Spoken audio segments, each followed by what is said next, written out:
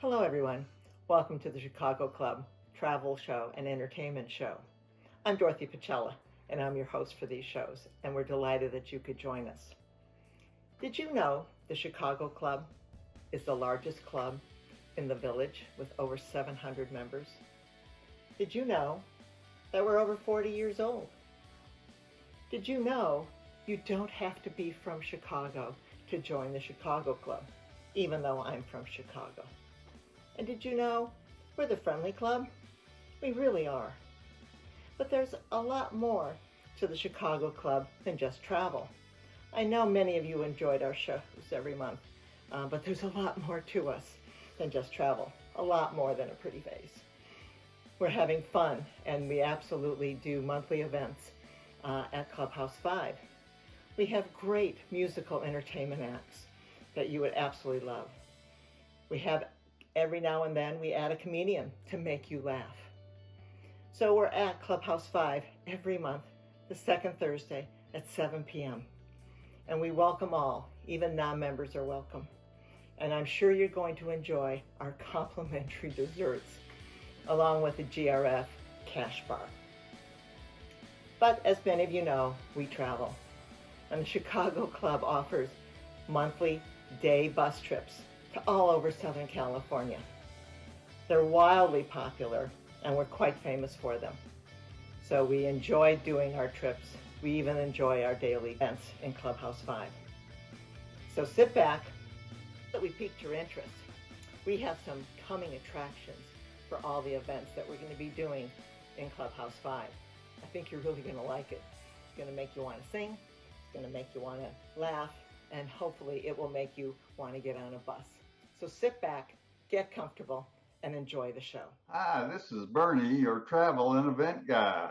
My emails and our website shown below keep you informed of everything offered by the Chicago Club. This preview of coming attraction shows the highlights of our current entertainment and travel events. You shake my nerves and you rattle my brain. Too much love drives a man insane. You buck my wheel, oh, what a thrill. I said, goodness gracious, great balls of fire. I had your love, but I thought it was funny. You came along and you moved me, honey. I changed my mind, cause love is fire. Goodness gracious, great balls of fire.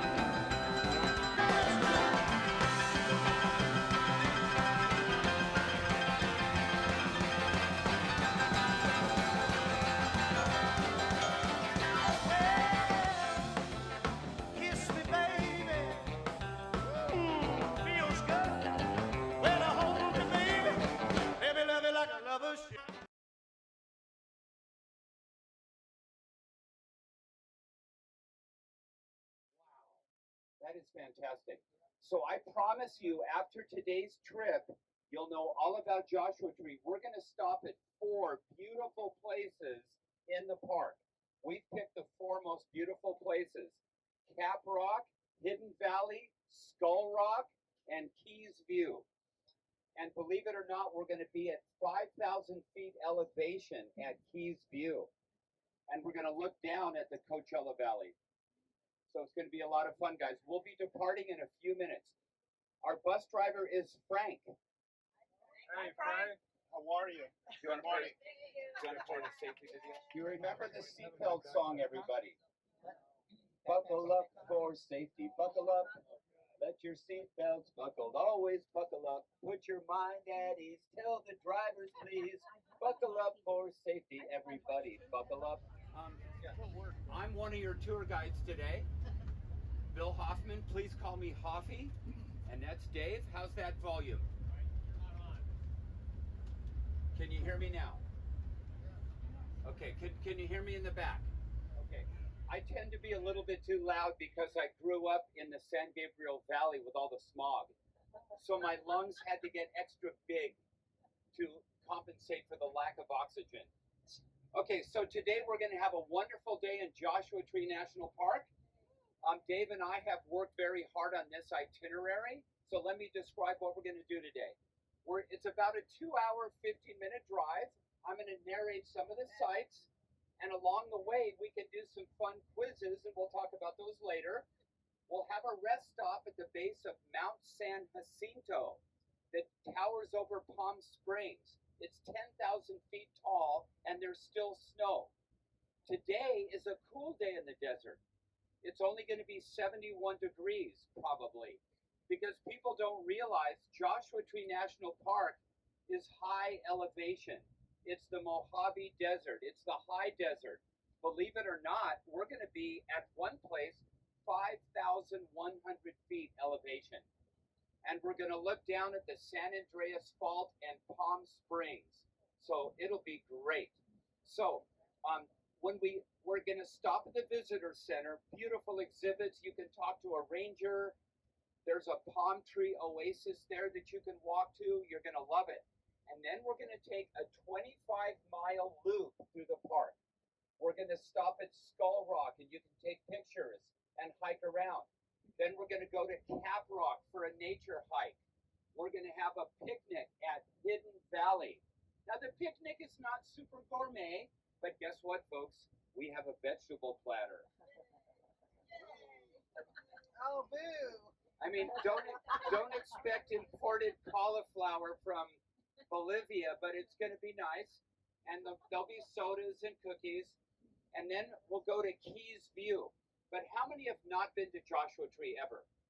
Oh, that's so fun. It's our closest national park. You're going to love it. If you see a rattlesnake, don't try to pet it. Rattlesnakes will not attack you only if you step on them. They will. Do you know why they won't be out today? It's too cool today. We did see a rattlesnake, however, 3 years ago by the restroom. Oh, and by the way, this summer I live in Laguna Beach, and my wife goes, "Hey, Bill, there's a snake in the front yard." And I go, "Yes, I love snakes. I want to be a herpetologist." I go into the front yard, and she goes, "Is it alive?" I said, "Not only is it alive, it's a rattlesnake." So I tried to catch it. I have a snake catcher, but it got away from me. Couldn't catch it. 2 weeks later, my next door neighbor, who's from Austin, Texas, goes, "Hey, Bill, I think there's a snake in my driveway, and I'd like you to get rid of it." And this time I caught it. It was a small rattlesnake. I caught it with a shovel, put it in a cooler, and located it in the Laguna Greenbelt. So that was a fun story. But anyway, if you see a rattlesnake, just tell me. I like it. You might see a chuckwalla, which is the largest desert lizard, and you'll see pictures of those. Dave saw a bighorn sheep on our last trip. That would be super, super exciting.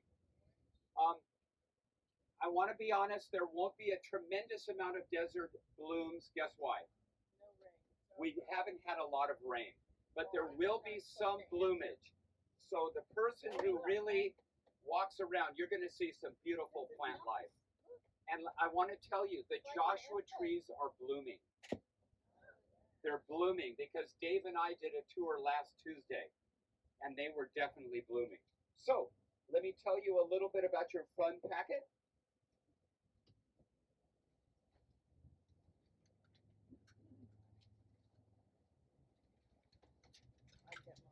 On the way to Joshua Tree, I have a quiz called Name That National Park.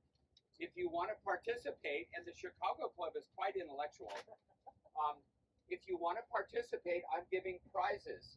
I have the famous Larry light. Everybody in Laguna Woods has a Larry light. The booby prize is a spatula. And the grand prize, everybody is starting to wear them.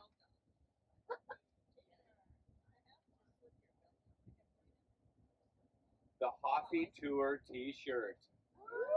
Very stylish, huh, folks? So there we have it. Yeah. Yeah. So here is the coffee tour t-shirt. Very good. So I'd like to thank some people today. First of all, Carol Billowitz is our travel coordinator. Carol was in Joshua Tree a long time ago? Never. Oh, wow. So that's exciting. And then Dorothy is our travel chairperson. Dorothy keeps everybody organized. And how many of you seen Dorothy in my videos? Our travel videos, yeah. We're taking it to the Big Apple. We're getting so famous. But somebody actually used one of our YouTubes to travel to Orange and Santa Ana to get to know Orange County better. Carmen is our videographer. He's also the bass player in a band. So Dorothy lives with and sleeps with a bass player. So there we have it. You guys are sick. Okay, so in a few minutes, I'm going to play a video about Joshua Tree. Let me know if the volume is okay. It's a really nice video. You're going to be blown away how beautiful Joshua Tree is. And one more thing, and I'll stop talking. The first person who spots Minerva Hoyt wins a prize. She is the woman who was from Pasadena, who loved the desert, who lobbied FDR to declare it a national park. It was because of her that we have a national park. And you will see her picture somewhere. I'm not going to tell you where. The first person to spot Minerva Hoyt wins a prize. And she's quite a hero. She actually shipped cactus to New York so people would appreciate the desert. Amazing woman and quite a hero. So in 20 minutes, I'll do the National Park quiz. Anybody going to give it a try? Okay, 2 people. Yeah, that's great, guys. Okay, so hello, Chicago Club. We are in Joshua Tree National Park, the closest national park to Laguna Woods. And we are at a beautiful area. We're at the Oasis Visitor Center in 29 Palms.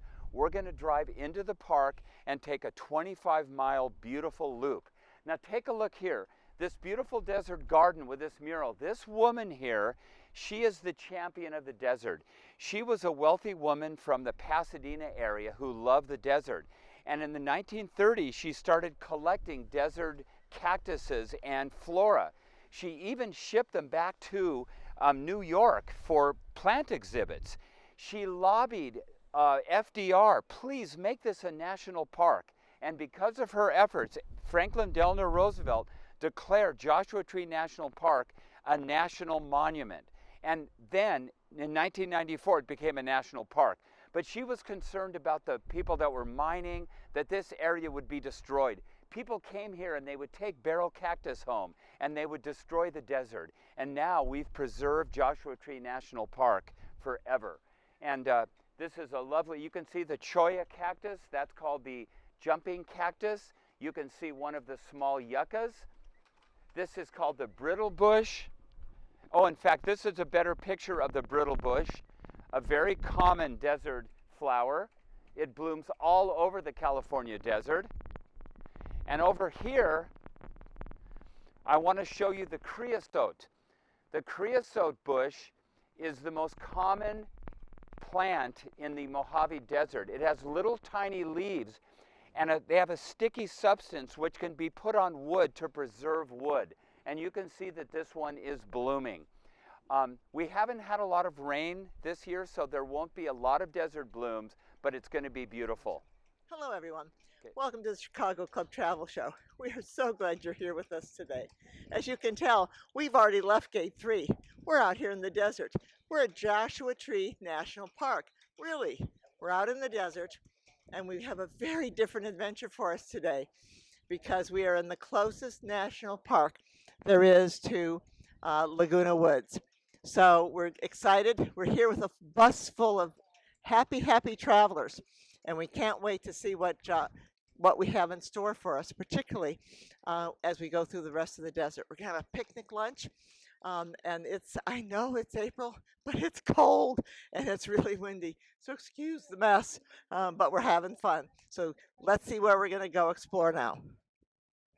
Here we are at the Oasis Visitor Center, and these palm trees are part of an oasis called the Oasis of Mara. This is where the Cahuilla Indians had a small village. They were hunters and gatherers, and you can see from the palm trees in the distance there was quite a bit of water here. Now these are California desert fan palms. They look a lot like the palm trees you see in Southern California, the Mexican fan palms. Obviously they're not trimmed, but there are over 140 palm oases in the California deserts, and there are 5 palm oases in Joshua Tree National Park. So this is one of them right at the visitor center. Okay, so this desert garden, you can see the ocotillo. It has these long spikes and it has a red flower at the top. Very famous in the lower desert. You find them in Anza Borrego all over the place. And then here is a hedgehog cactus. You can see today's a little cold. Look at this bloom. You can see the bloom is not quite open because it's kind of a cold day. And then we can see the barrel cactus. In the corner we can see the barrel cactus and the cholla. And there's a jumping cholla. You don't want to get close to it. It can really ruin your day.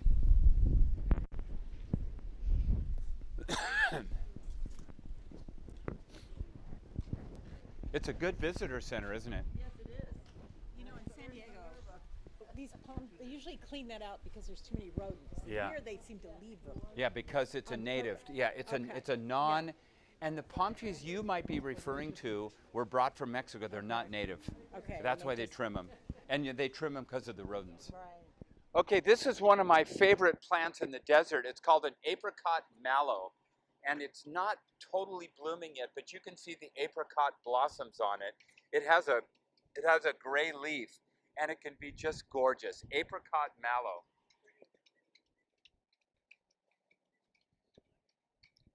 And over here we have another hedgehog cactus with I'm not sure if that's a desert sunflower. And then over here, one of my favorite cactuses is the beaver tail cactus. You can see the purple blooms that are about to fire. It's going to start blooming in about a month. And then over there is a very good specimen of a cholla, and next to it is a young ocotillo plant. So this is a real nice little desert here. I know. I think they give it extra water here. But just for your information, this visitor center is a lot bigger than the one in Joshua Tree. So if you're going to come to Joshua Tree, come here first and enter the park from 29 Palms.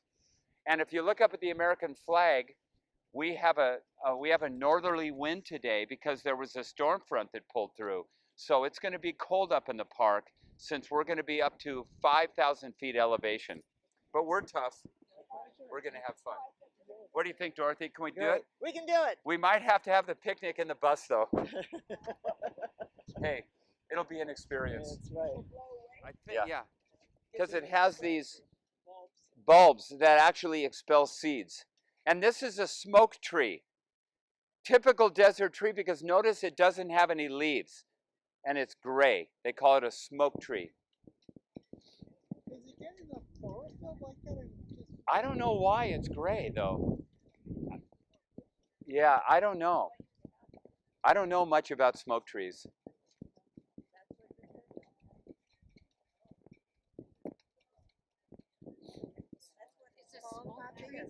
They call it a smoke tree because it's gray. It's never green. It's never green. Okay, we need to start getting back on the bus. So you're just a welcome. I love the desert. I don't know what that is. I love that. That is. I know, isn't that cool? I think it's called a bladder plant. And look at these delicate little flowers. Yeah. And look at the ocotillo blooming at the top. You don't want to hug an ocotillo. They have really big spines.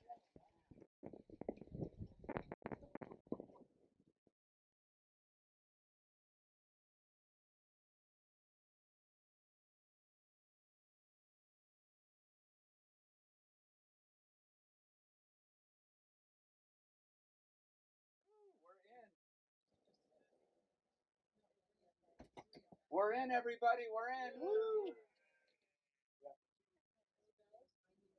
By the way, we just set a record. According to the ranger in the kiosk, this is the largest group that has visited Joshua Tree this season. Chicago Club sets another record.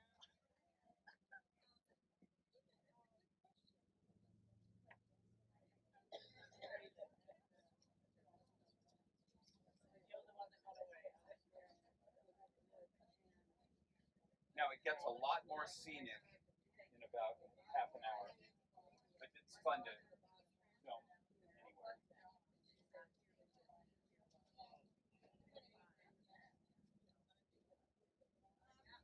Yes.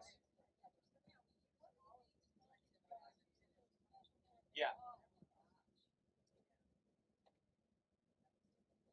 So these larger rocks are called Monzo granite. They're granite that formed underneath the Earth's crust, was thrust upward, and then erosion took the topsoil away. But this is nothing. I mean, these are beautiful. Wait till we get deeper in the park. It just gets more and more beautiful. Not a lot of blooms. During a lot of rain, the whole floor of the desert here would have little yellow flowers. But it's unfortunate, but it's still beautiful. You might spot a few purple barrel cactus among the rocks, but once again, we're getting higher and higher elevation. We're about 3,500 feet. You know my friend who built that cabin?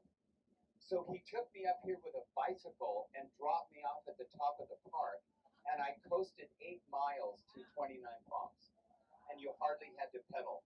And then, this is fun. In August, nobody comes here except Europeans. Why do Europeans come here? Because they don't have deserts. So they come here, the Swedes and the Germans and the French. Anyway, in August, I come here to look for rattlesnakes because the rattlesnakes come out on the roads because the roads are warm. And 3 summers ago, we saw 3 sidewinders. And they're, I don't catch them, I just look at them. I think they're beautiful, fun animals. Not fun animals, but interesting animals. They're very dangerous, but sidewinders, you know what they do? They use their muscles and they don't go straight, they go to the side. Rattlesnakes will never attack a person unless they're surprised, like you step on one by accident. They don't chase people. By the way, the demographic that is most often bitten are people who are 19 years old, drive a motorcycle, and have tattoos. Wait a minute, I have a tattoo. Yeah, but you're not 19. You don't ride a motorcycle. So this one idiot was taunting a rattlesnake, and he was drunk, and he went, and the snake bit him on the tongue, because a rattlesnake can strike and put their head back in 1/4 of a second. His tongue swelled. They had to do a tracheotomy. I think they should have done a lobotomy. Can you do that? Yeah, so this particular tour is a 25-mile loop from the western part of the park, from the eastern part of the park to the western part of the park. And it's called Park Boulevard. And we're going to see the most beautiful spots in Joshua Tree. I want you to look to your right. This is a place my wife and I often hike. It's called the Desert Wash. Look at this little canyon. There's more vegetation, and the floodwaters come right down through this desert wash. That's a really beautiful. We saw desert tortoise there once.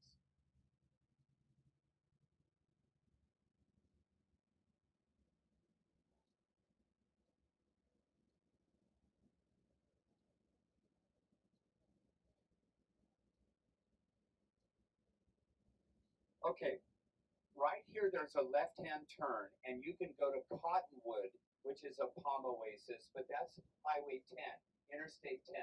That's the lower part of the desert. It's not as interesting as where we're going, but just to let you know, remember, this is the Mojave Desert to the right, the Colorado Desert to the left. We're opting for the big rocks. You like it, folks?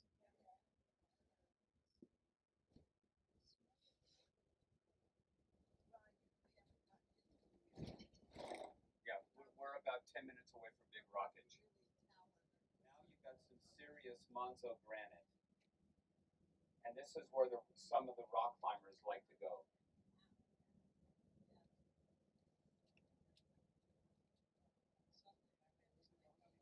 Okay, so see the cars here? Yeah, you can park in back of the last car there, perhaps. No, keep going. Yeah.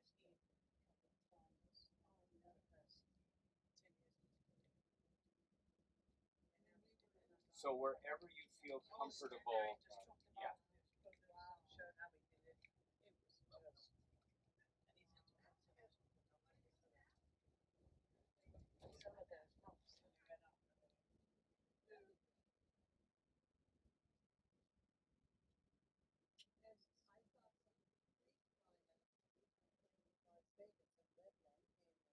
Maybe.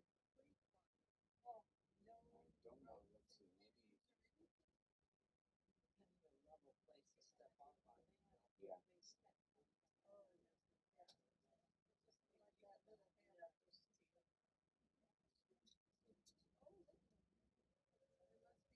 So this is Skull Rock on the left.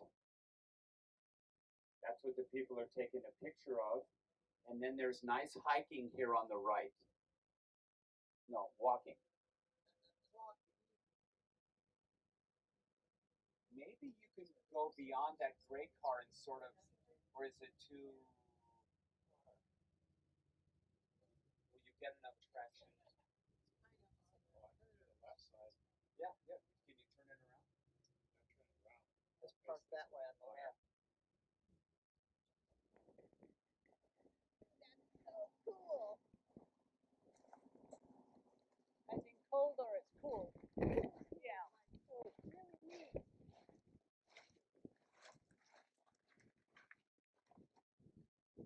Too bad we can't get up on top of it. Who said?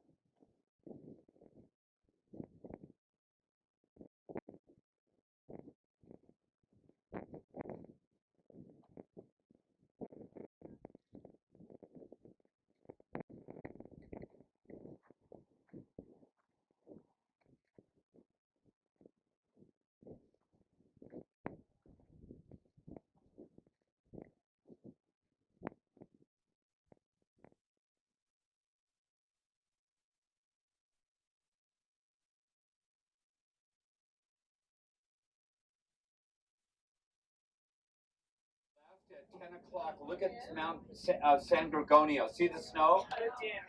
That's over 50 miles away. Look at how the curb has little breaks in it. That's for the desert tortoises. If they get on the road, they can walk through the curb because they sometimes can't get over. And they don't want them to get run over.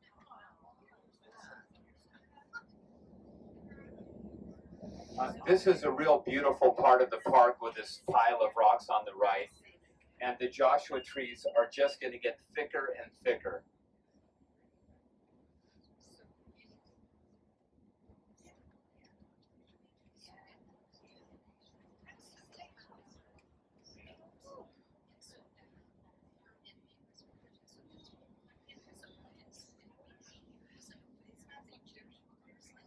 Now these rocks are different.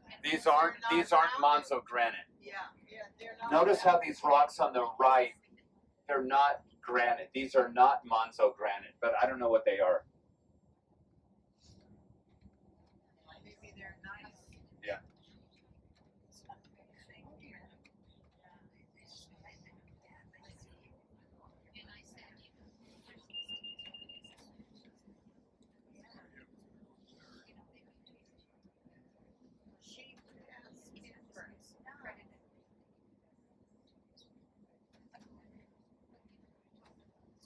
Okay, we're coming into what's the most popular part of the park. It's where there's more rocks and more Joshua trees. You can see it's pretty green. And in the distance, can you see the wonderland of rocks? And we're going to drive through there. Yeah, that's San Gorgonio.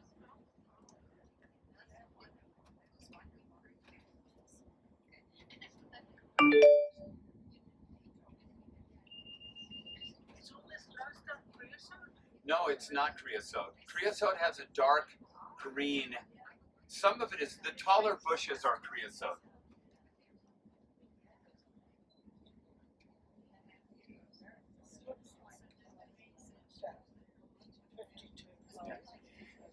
Now, this is where Dave and his wife Donna climbed up to the top of, look to your left, Ryan Mountain. They climbed to the very top and they saw a bighorn sheep up there. I guess it got pretty close to them. So you can see, can you see Ryan Mountain to your left? Is there a path? Yes, oh, absolutely. But it's a hard climb.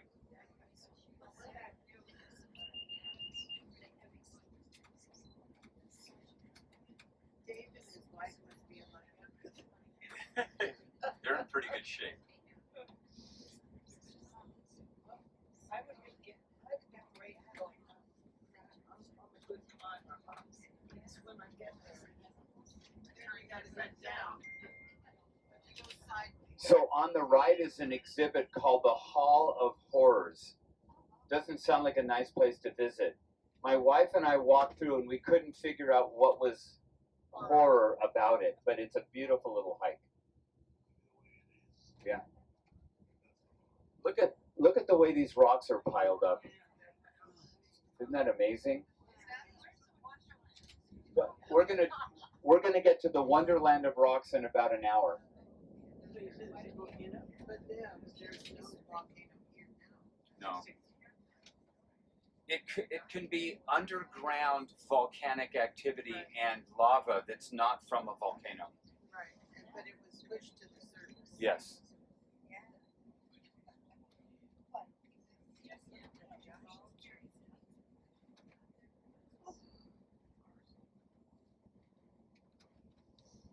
It's just like a whole road. Yes, beautiful.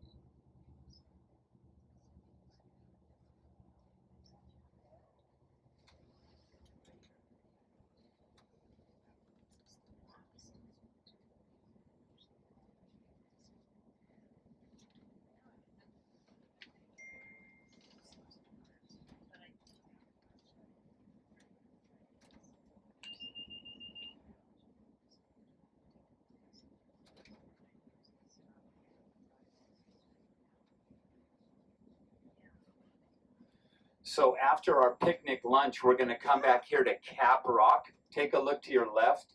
Do you see the rock sitting at the top? That's where Graham Parsons' body was burned. There's Cap Rock. You're going to go straight ahead. Oh, look at the climber at the top of the rock on your right. Wow. Oh, he's got a rope though.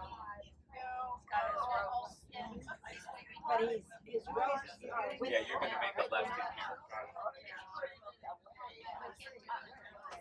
Now he has to get down.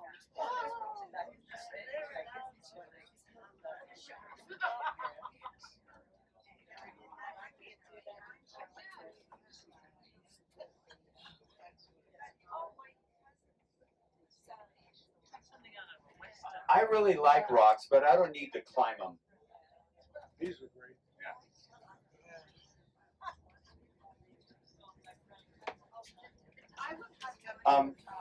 There are restrooms here, which is great. There's 3 restrooms.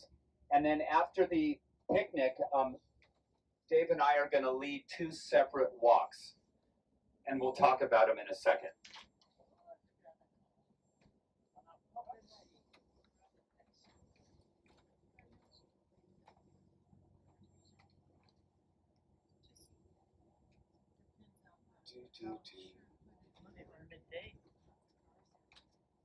Yeah, this is the most popular spot in Joshua Tree, as you can see by the cars. But I see some picnic benches that are open, baby. Yes. Okay, so the picnic benches, Frank, are right around the other side of the circle. So anywhere you can park over there or here, I know it's hard. It's really hard. Well, these people are all parked on the bus. They should. This is where we usually park. So this is really cool.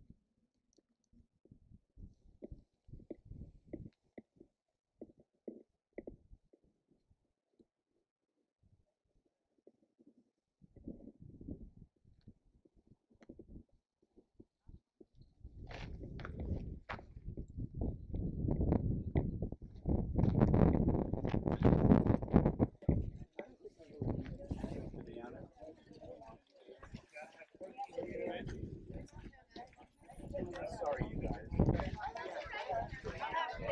set a record. Most people in one bus in Joshua Tree. Oh my God. And I'm not sure there's 55. But how beautiful the spot, huh? Yeah. Good. So everybody, water? Yeah. Well, there's no way to control it. These are cookies, I think.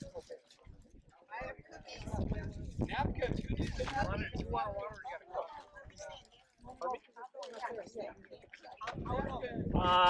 Hey guys, you want to grab your But 20 minutes to eat, then we're gonna take a walk around. Okay. sodas? I got you sodas.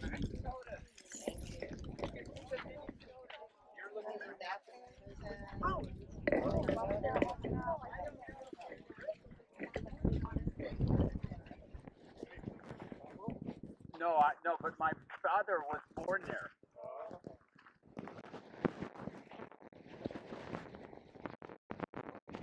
I'm a Californian.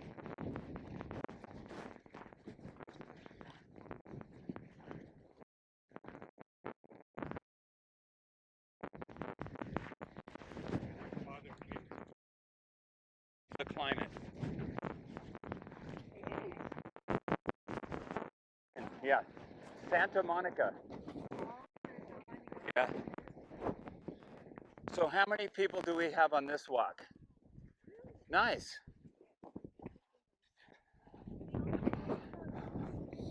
Okay, Carmen, can you hear? Whoops.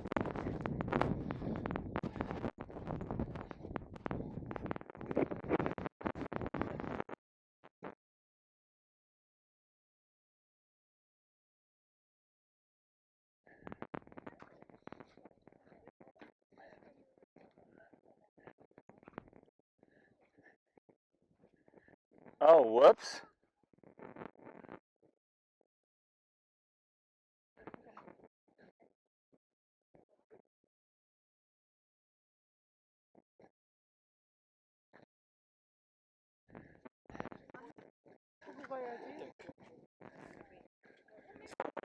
The sign.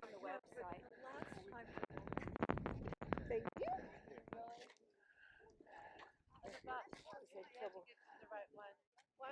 So you're going to wait for me at this sign.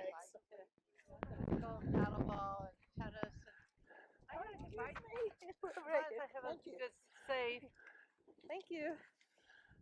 A good laugh. Wow. Okay, it's nice to help the old people. Thank you. Good idea, Carmen. Yeah, there must be a smart person in every crowd. That's the easy way to do it. I could just see somebody doing a face plant right on that sidewalk. Yeah. Oh my goodness. Thank you, gentlemen. Very nice. Perfect. Okay, Carmen.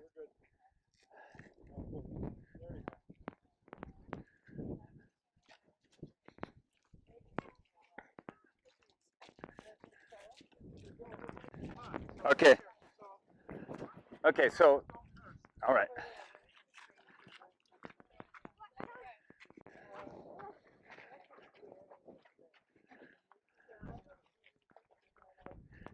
Okay, so this area is called Hidden Valley. In the 1870s, a group of cowboys called the McCaney brothers would rustle horses and cattle, and they would hide them in the valley because they were surrounded by rocks and nobody could see them. So that was from the 1870s. It is considered I think it's the most beautiful hike in Joshua Tree. But if you're here, you'd never know there was a valley, would you? So let's go check it out.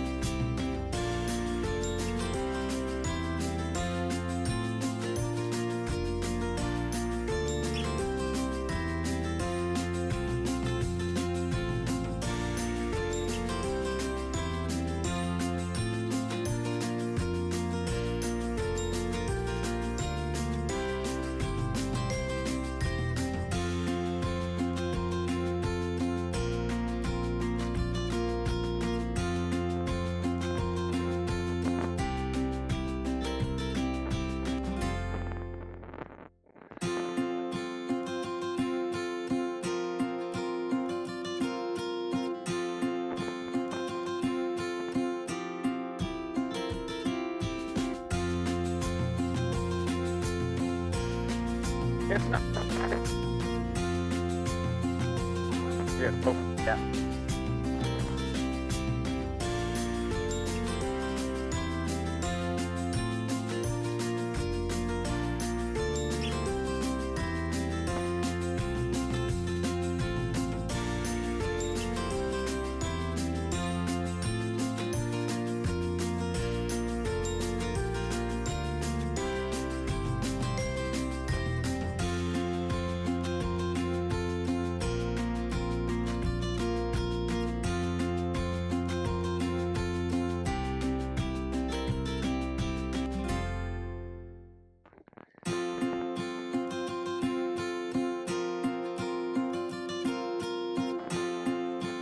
Yeah.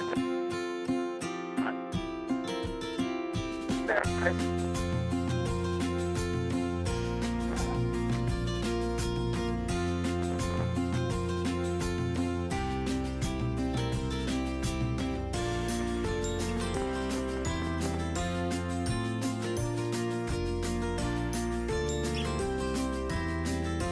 Get the sign, okay? When you get to the middle, stop at the sign.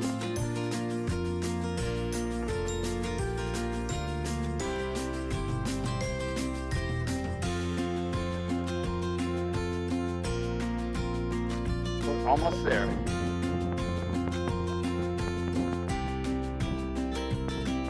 We're almost there.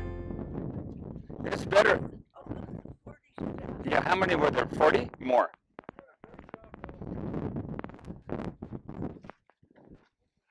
Thank you.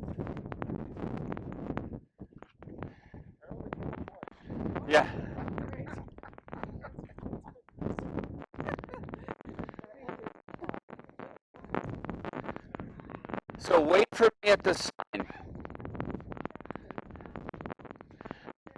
Hey, Ron. Yeah, those are steady.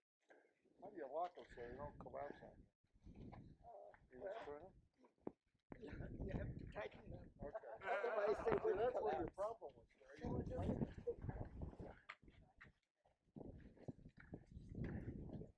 I got it. Oh, yeah. Well, probably. Yeah, I might. I didn't realize I did, but thank you. Yeah. Well, this is the easy part. Yeah. Yeah, we're doing rock climbing later.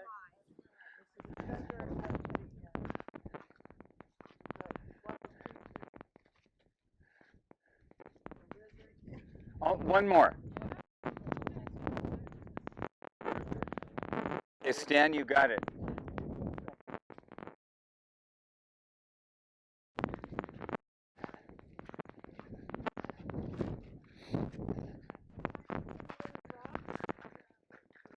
You want to get by? No, that's okay. So it makes a left turn and we're there. Are we going to be able to see the whole Coachella Valley? No, that's another stop later on in the tour.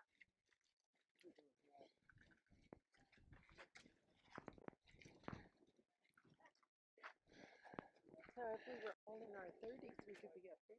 Oh, look at that.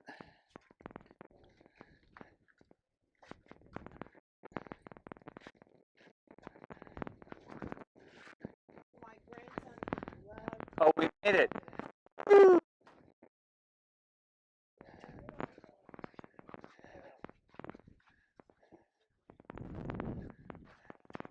We made it. So can you just bring a tent and camp here? No, you can't. You can only camp in campsites. We made it. Look at how freaking gorgeous this is. Okay, guys. Okay, sorry. So guys, welcome to Hidden Valley. Can you see how if they brought the horses in and the cattle, nobody could see them? And to me, this is the most beautiful view in Joshua Tree. We are at such a high elevation, you notice pine trees. Those are pinyon pine trees and junipers. We don't have time to take the whole loop, but let's do some of the loop. Was it worth the climb? Yes. I agree.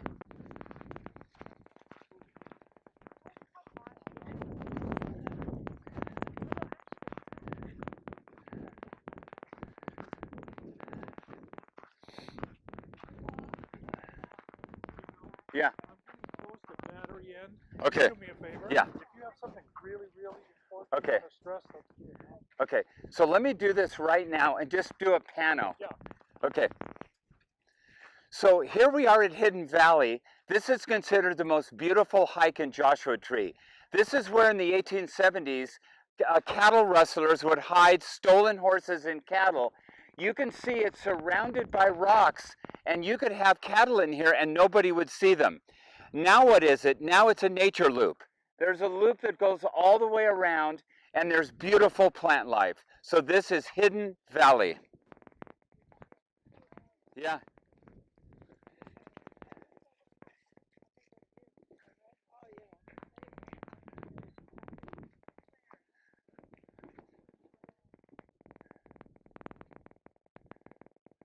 So Nora, how bad was the walk up? Not too bad. Yeah, it wasn't easy, but it wasn't horrible.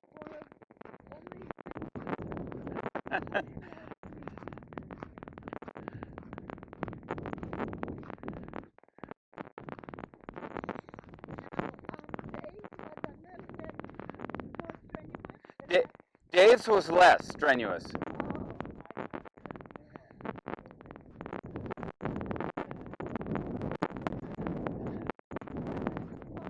This is a pinyon pine.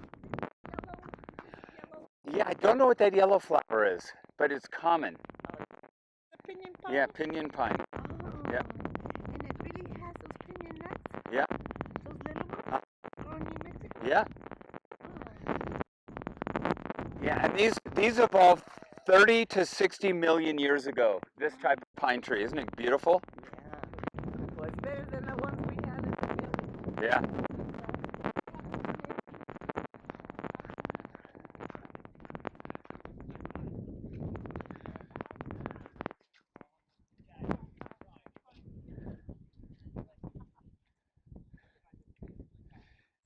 You can see the creamy flowers of the Joshua tree. The bees and the birds love it. And as you can see, it's blooming now. It's a really big bloom. Other types of agaves also have blooms, but I believe this is a small Joshua tree. The reason I hope it's a small Joshua tree is that means that there's more that they're not going to die out. So that's a beautiful, and where's Carol? Oh, she'd wanted a picture of that.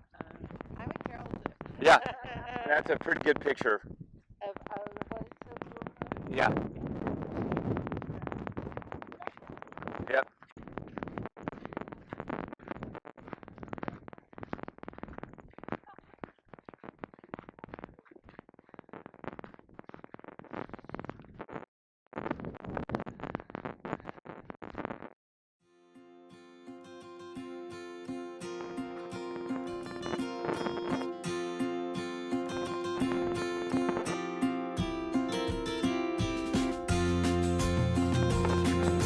You got it.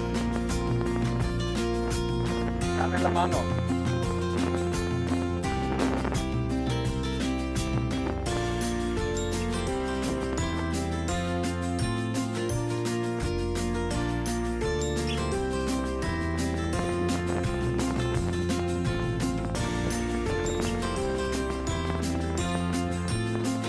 You're welcome. You know, I don't know if it was a Joshua tree or not, but the bloom looked like a Joshua tree bloom.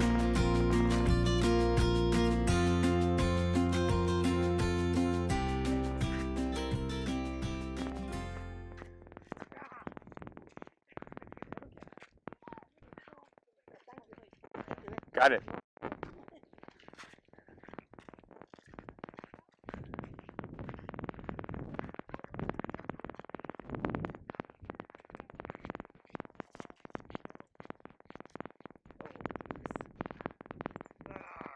You don't need help. Thank you so much.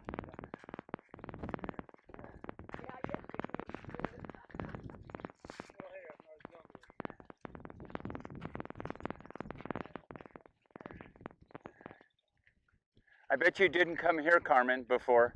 Not back here. Yeah.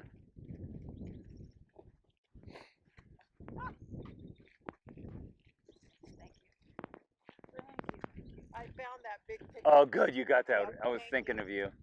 What was that? What was the flowers? I think it was a young Joshua tree, but it could have been another type of agave.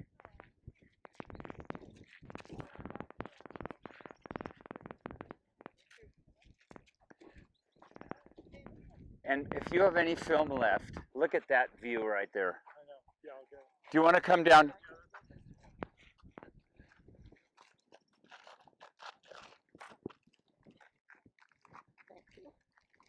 Because gravel can be a little slippery.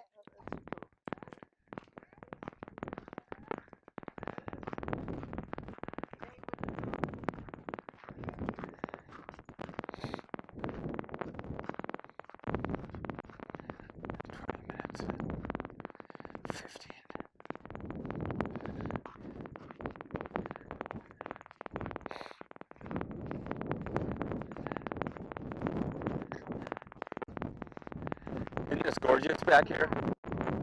I'm going to float the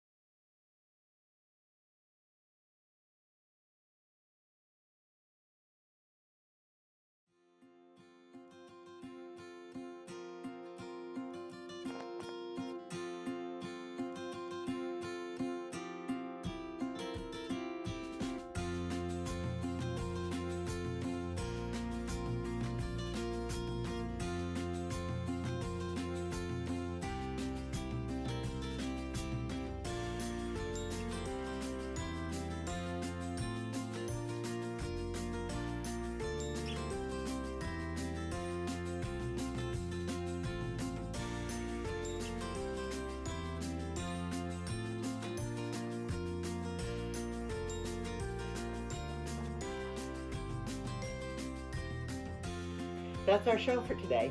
We hope you enjoyed it. But better yet, we'd rather see you in person.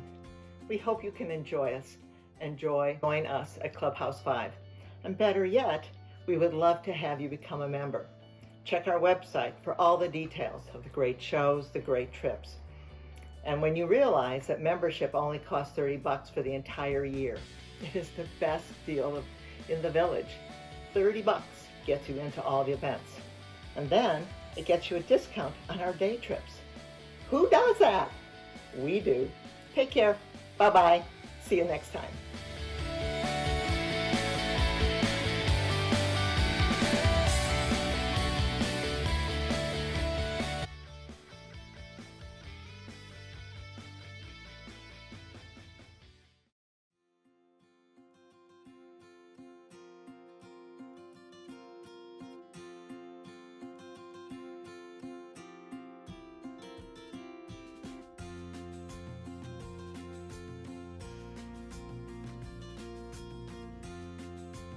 Okay, so this desert garden, you can see the ocatillo. It has these long spikes, the Oasis Visitor Center, and these palm trees are part of an oasis called the Oasis of Mara.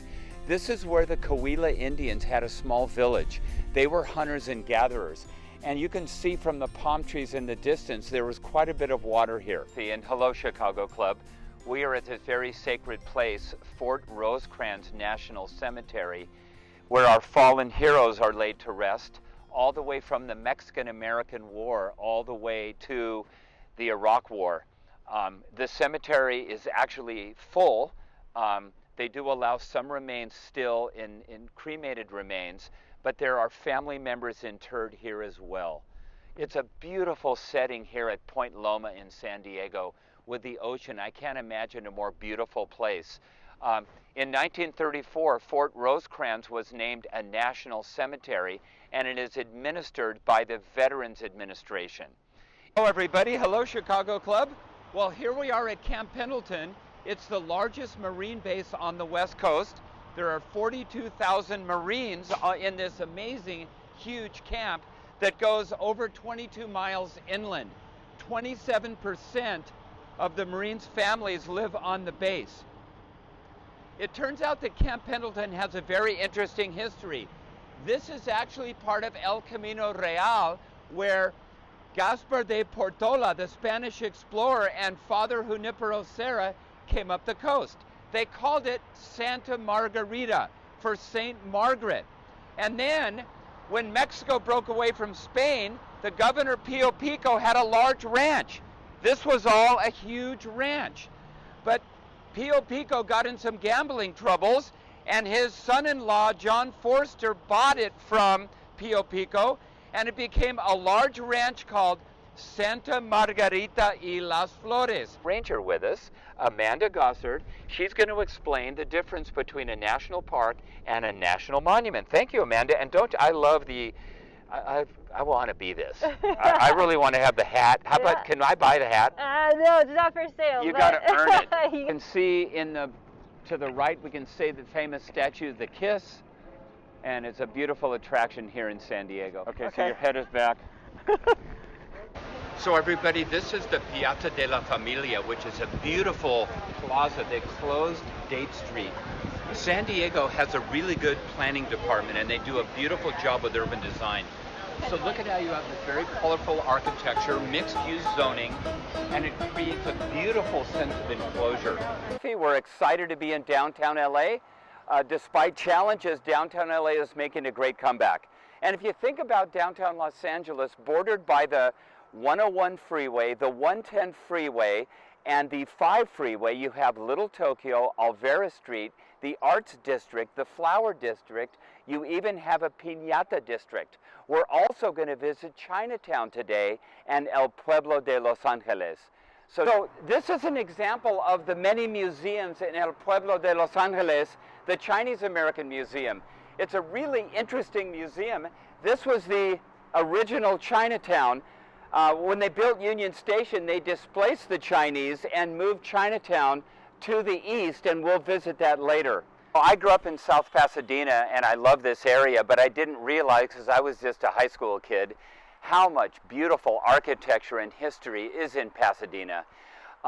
Pasadena started as a resort community for people from Indiana who wanted to escape the bad weather.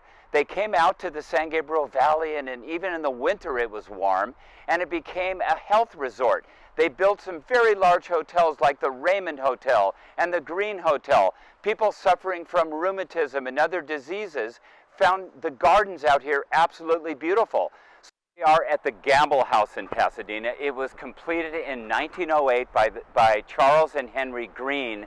They were the most famous builders and designers of craftsman architecture. And you can see the woodwork involved. You can see the projecting eaves. You can see up above in the chimney how it has some decorative stonework and brickwork. It's just a masterpiece. In fact, they call it architecture as art. And they designed all the furniture, all the lamps, all the rugs. They absolutely designed everything. This building is so famous, it's a National Historic Landmark. There's only 2,500 National Historic Landmarks in the U.S. That's how famous it is. And they built many bungalows in the Pasadena area, but actually by the 1920s, they had sort of burned out. They started out building period revival architecture, like some Tudor revival and homes like that, and then they discovered the beauty of craftsman architecture.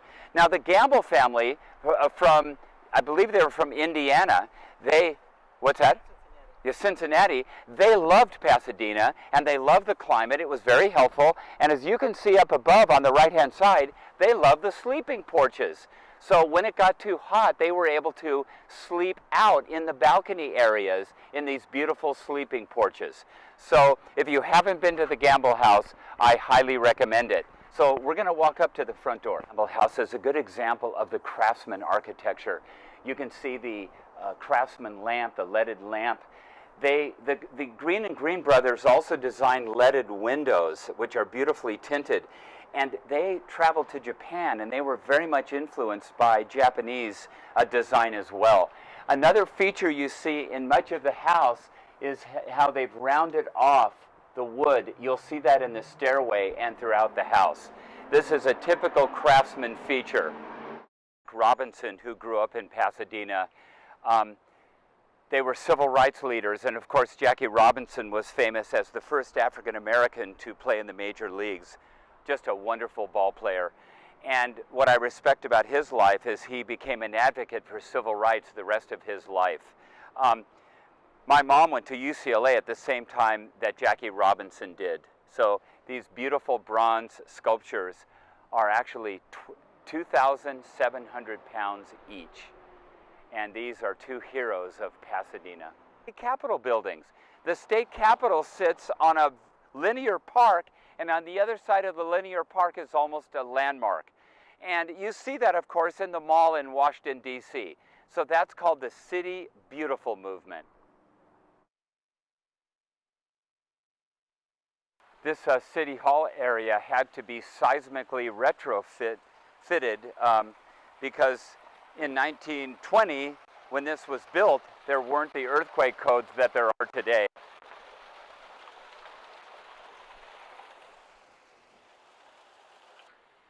Plaza Las Fuentes. Fuentes means fountain. So as we look through the City Hall, you can look at this straight line, this perpendicular line, which was typical of European Baroque planning, and that was very popular in the early 1900s in cities across the United States. Old Town Pasadena, and it's a really famous old town for lots of reasons. Number one, instead of tearing down all the buildings and building surface parking lots, they put parking structures around Old Town so they didn't have to tear down these beautiful buildings. So you can see that the buildings come all the way up to the sidewalk, and it makes for a better pedestrian environment. Also, take a look at for example, look at the Art Deco style, the zigzag style in that building. What Pasadena did, which was so brilliant, is they brought in an urban design firm.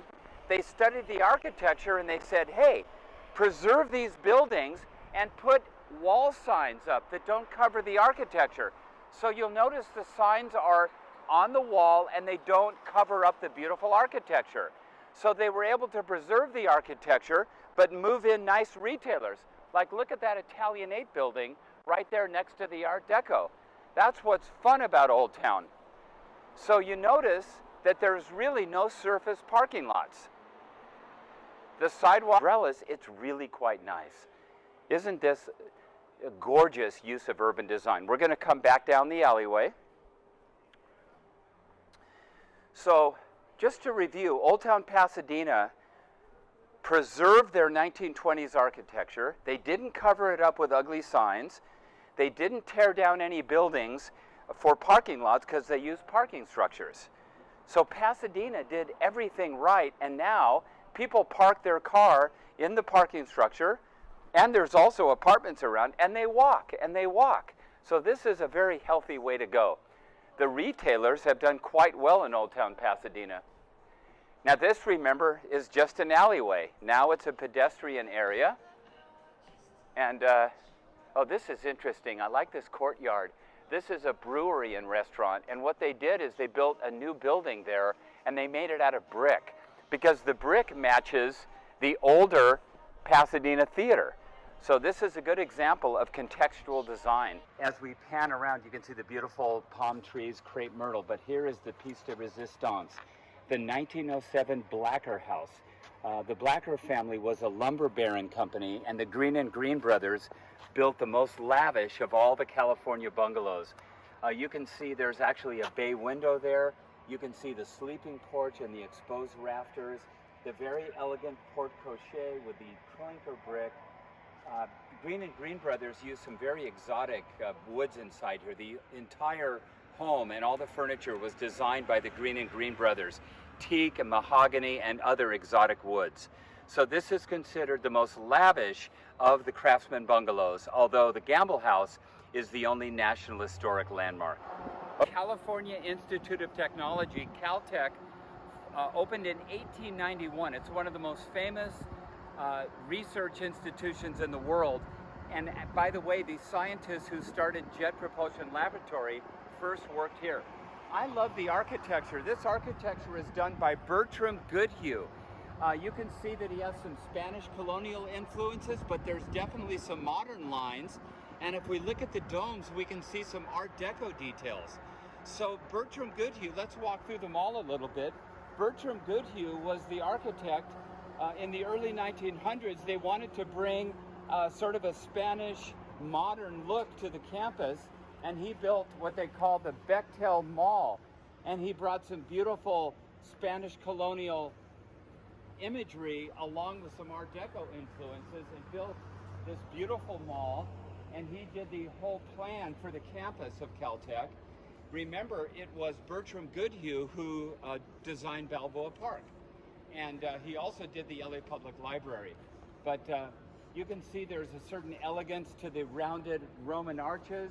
There's a lot of Spanish colonial and Art Deco plaster appliques and designs, which add some flavor to the area. And it's just a beautiful campus, as well as doing fantastic research.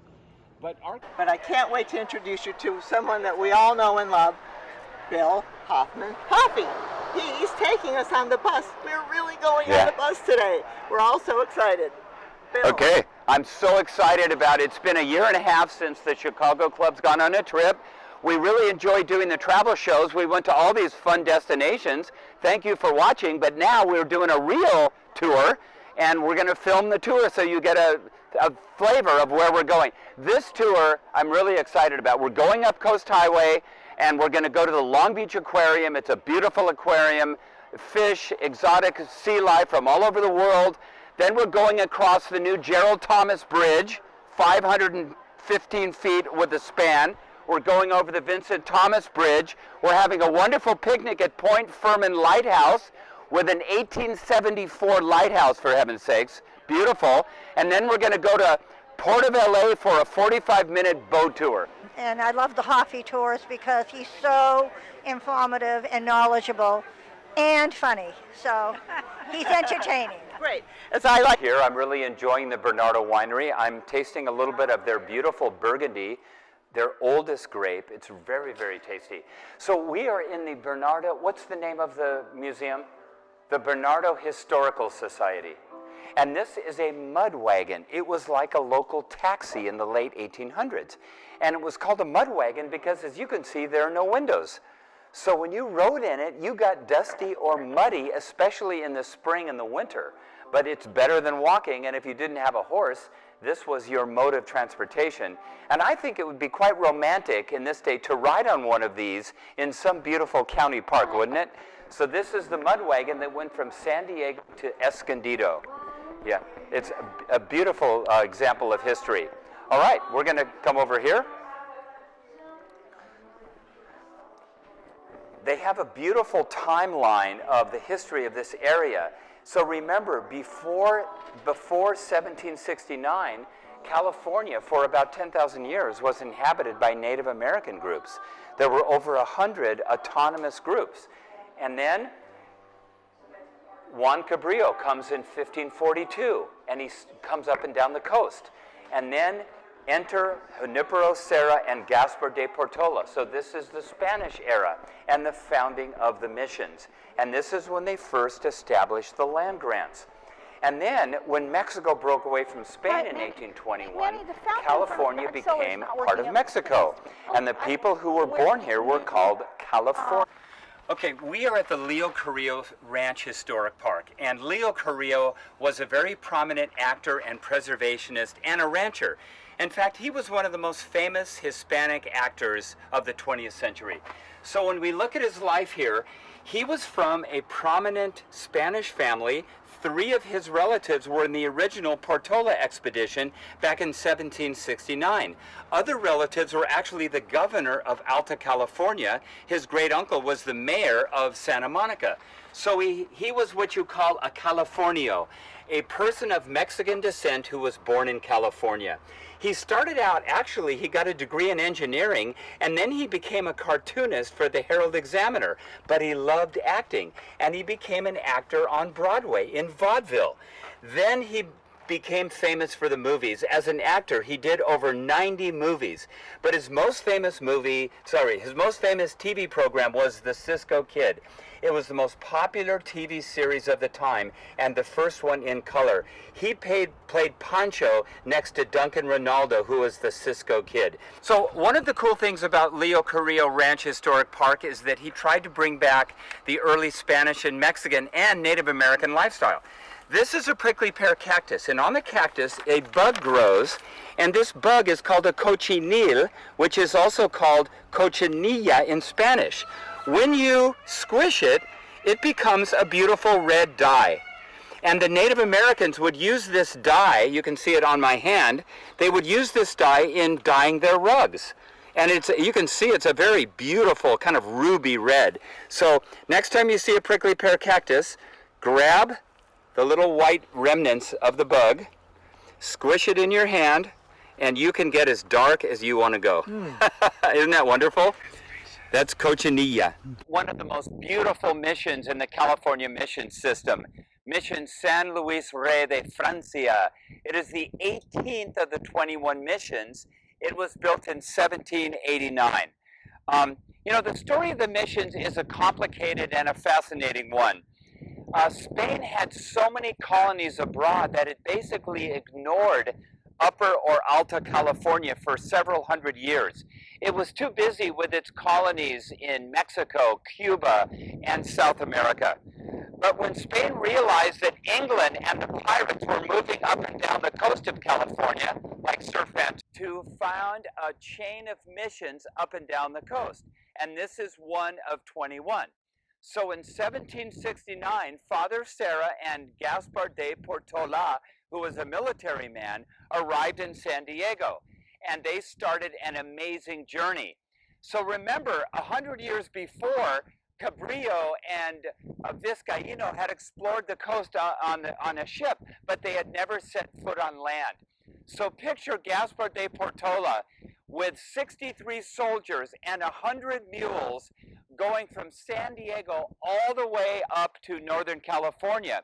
He was supposed to find Monterey, and that would be a great place for a capital of Upper California. So he walked, it took him 3 months to go all the way from San Diego to Monterey, but he never discovered Monterey. He somehow passed it, but he did see the beautiful Bay of San Francisco. By the way, the Native Americans that he met along the way were quite friendly. They gave him fish and nuts and acorns and things that helped them survive. Their biggest problem was lack of water and, believe it or not, attacks by grizzly bears. So can you imagine a European walking up through California, and there were only Native American tribes at that time.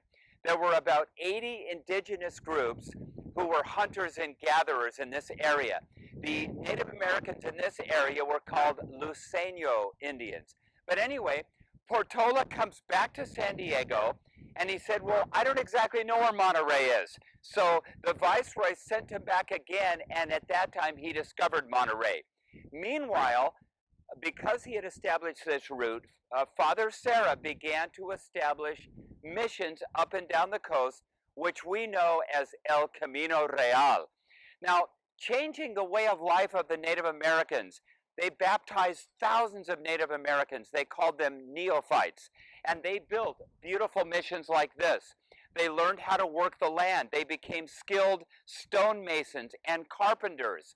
But the beautiful things about Mission San Juan Capistrano is the landscaping. There's a group called the Garden Angels who come once a week, and they pick the plants, they trim them, they fertilize them, and I think of all the missions I've gone to, these are some of the most beautiful gardens. Take a look at our state flower, the California poppy. We have some beautiful roses. We have in the background a butterfly bush, and you'll be seeing a lot of monarch butterflies. In the foreground, we have Mexican bush sage, which the hummingbirds absolutely love. And this is early June, and this is the prime bloomage of this. We have this blue statice, which is a dry flower that lasts almost 3 months. It's absolutely beautiful. This is another drought-tolerant plant. It's called a garda, and I've actually planted them in my front yard. So just take a look at this beautiful, they call San Juan Capistrano the jewel of the missions, and one of the reasons is the beautiful landscaping. The oak tree is, of course, a native. Now, I'd like to draw your attention to the cross and the rounded gable.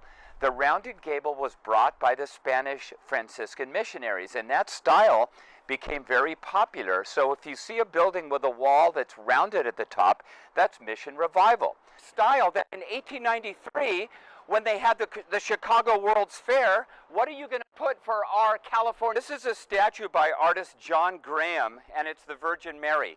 What's unusual about her? No veil, first of all, no veil, and you notice her arms are not covered. Roses. And the roses did not grow in part of Mexico. When he brought him back to the village, it was proof that he had seen the Virgin Angel. So this is the Virgin Angel, the Virgin of Guadalupe. And guess what they did?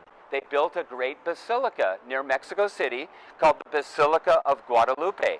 And this is, so you notice that they planted oranges and citrus because the Spanish brought over oranges and citrus.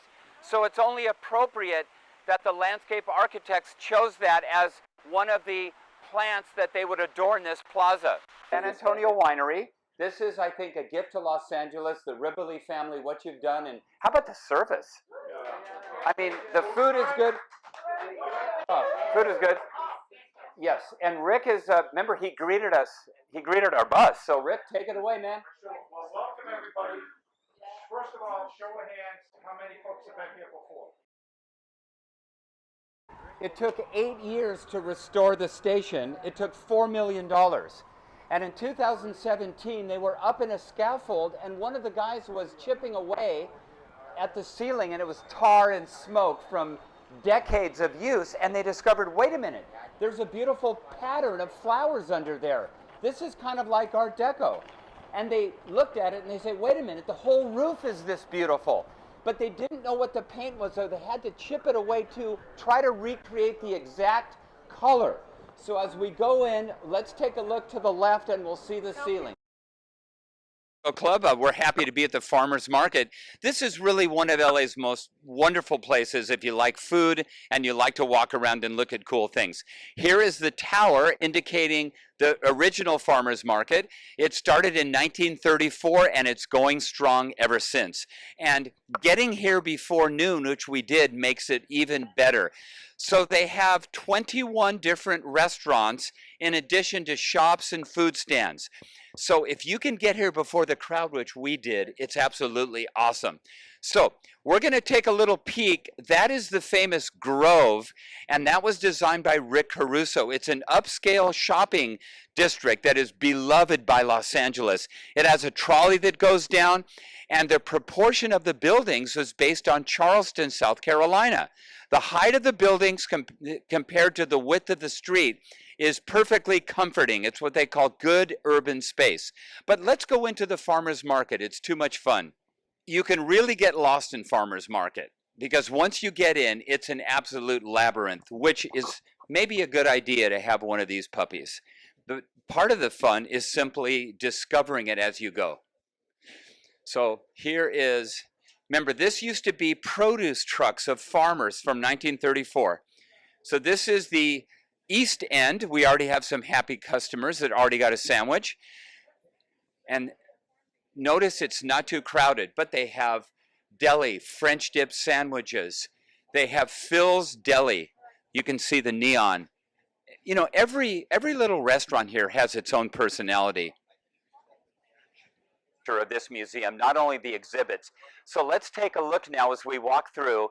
Renzo Piano was the architect. He is a Pritzker Prize winning. That's the top award for an architect in the world. So what he did this is the original perfume bottle of the May Company. When the architects restarted, they had to bring in 1,300 new gold tiles. The tiles were made in Venice. You know, Venice is famous for glassware. Look at this beautiful restoration of the Academy Museum. Let's take a look now as we walk through. Renzo Piano was the architect. He is a Pritzker Prize winning. That's the top award for an architect in the world. So what he did was he took a 1939 May Company building and he gutted it and put in 4 floors of exhibits. Then he put these balconies across to this major structure, which is a 1,000-seat theater. And we're going to walk down here to take a look.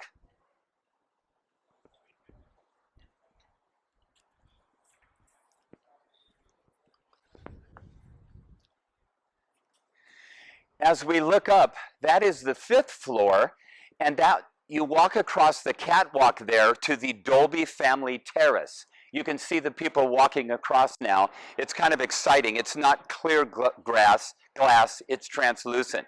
Now let's take a look at the rest of the building.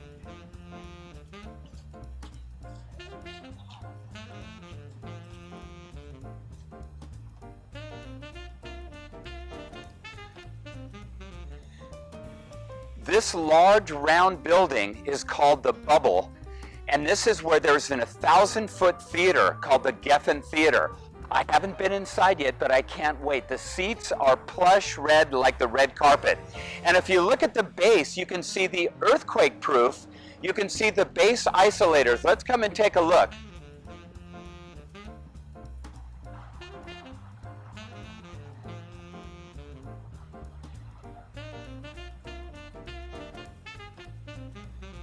Most architects hide the base isolators, but Renzo Piano decided he would show everybody that this building is safe in an earthquake, and these base isolators will vibrate if there's an earthquake, preserving the huge dome above. So I think it's brilliant by architect Renzo Piano. And then if we turn around to this corner and we walk over here,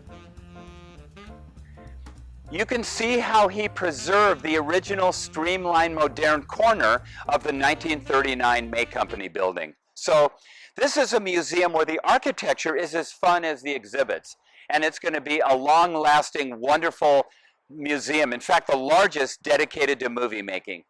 So the city of Orange realized they had Joseph Eichler neighborhoods. Joseph Eichler was a developer. He grew up back east. He became a developer, moved out to San Francisco. He lived in a Frank Lloyd Wright home as a child, and he became very interested in historic architecture. So he became a major developer, and he built 11,000 homes in the San Francisco Bay Area. He only built four neighborhoods in Southern California. 3 of them are in Orange, and we're going to see one of them. We're going to see the Fairhaven neighborhood of mid-century modern architecture. So the city of Orange is very proud of it. They declared these 3 in 2008. So Orange County is slowly but surely preserving its architectural heritage. Of course, we have Mission San Juan Capistrano, we have downtown Orange. Now we have the Eichlers, and we have Santa Ana has several beautiful historic districts. Another thing I like about Joseph Eichler was he was Jewish, and he experienced discrimination as a teenager. When he joined the Home Builders Association in the 50s and 60s, the home builders wanted restrictive covenants. You probably know what those are. Those are discriminatory deeds which run with a property that prohibited minorities from living in certain neighborhoods. They prohibited blacks, Asians, Jews, and Hispanics from living in certain neighborhoods. Joseph Eichler went to the National Home Builders and said, if you want my services, you're going to get rid of the restrictive covenants. And he quit the association, and he began building on his own. And he opened up his neighborhoods to everyone. So I think was he not only a great builder, he was a great man. Joseph Eichler, you should read about him, and I hope you like his homes. From us on the right, you can see it's got a breezeway in the middle. It's got a shallow roof with the rafters. Notice there's a lot of stone. Usually the windows, the doors are multicolored. Very flat roofs, very modern looking. The one on the left, you can see is quite similar. It has a breezeway.